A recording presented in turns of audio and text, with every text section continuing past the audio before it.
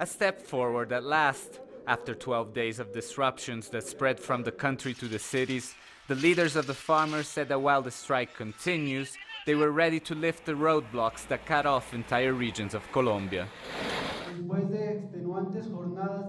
After exhausting days of talks with the national government delegation, partial agreements have been reached that give us the power to invite protesters to allow the transit of vehicles. Earlier in the day, President Juan Manuel Santos sent troops to patrol the streets of the capital Bogota in response to Thursday's violence that left 2 people dead.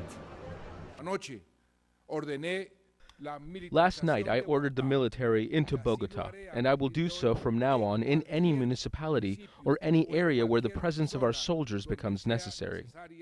The government offered the farmers concessions, better prices for their products, access to loans, and cheaper fertilizers, but also accused them of being infiltrated by armed rebel groups like the FARC, and of being directed by political movements the government considers close to the rebels.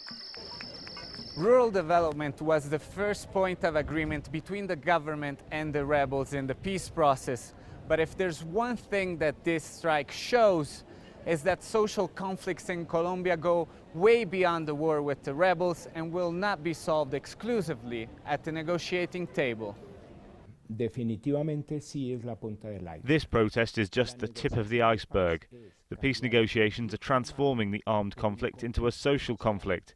In coming years, we'll see more and more rural demonstrations because the people are so behind in reaching equal rights, they will take action. A possible peace deal and new laws aiming at land restitution and rural development promise to bring change in time. But this strike demonstrates that farmers across Colombia have run out of patience. Alessandro Rampietti, Bogota, Jazeera.